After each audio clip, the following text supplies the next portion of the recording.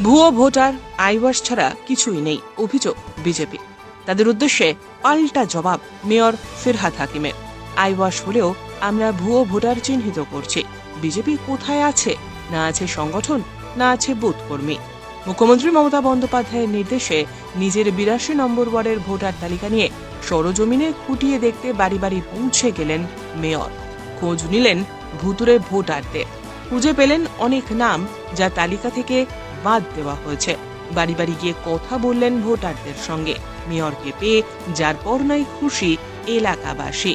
মুখ্যমন্ত্রী মমতা বন্দ্যোপাধ্যায়ের নির্দেশে ভোটার তালিকা যাচাই করতে এসেছি।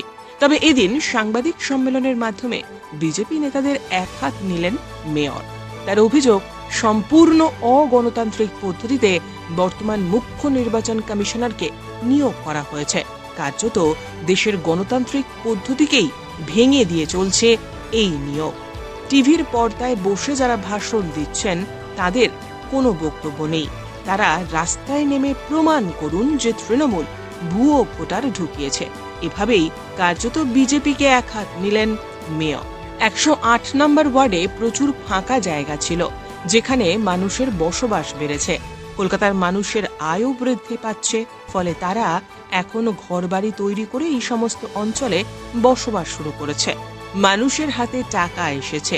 আবার অনেক রেল লাইনে থাকা মানুষ, তারাও এই সমস্ত অঞ্চলে বসবাস শুরু করেছে। এদিন নিজের 82 নম্বর ওয়ার্ডের ভোটার তালিকা যাচাই করার কাজ শুরু করলেন মেয়র। 15 দিনের মধ্যে দলের কাছে রিপোর্ট আকারে যা জমা দেবেন তিনি। তারপরে যদি দল মনে করে তবে তালিকায় সংশোধন বা বিয়োজন বা সংযোজন করা দরকার, তাহলে পরবর্তী পদক্ষেপ দলই গ্রহণ করবে। প্রথম নিজের ওয়ার্ড থেকে ভুয়ো ভোটার তালিকা সংশোধনের কাজ শুরু করলেন মেয়র। হ্যাঁ, আমরা তো চাইছি যে আসুন সব রকম সহযোগিতা করে অরিজিনাল লোক ভোট দিক, এবং সেই যে অরিজিনাল লোক যারা ভোট দেবে তারা যে নির্ণয় করবে সেটা আমরা মাথায় পড়ে। এই অঞ্চলের আমি কাউন্সিলর, অনেক ভোটে জিতি, আজ 25 বছর ধরে 5টা টার্ম জিতেছি। কিন্তু কে আমায় ভোট দিয়েছে, কে আমায় ভোট দিয়েছে সেটা তো বড় কথা নয়। মানুষের পাশে থেকে মানুষের কাজ করা। সুতরাং ওরা যেরকম বলে যে এইটা আমার ভোটার, ওটা আমার, আমি বলছি সবাই আমার ভোটার। বলছি ভুতুরে ভোটার নাকি? আমরা তো ভুতুরে ভোটার ধরছি, তা তুমি ধরো না, ধরে দাও না।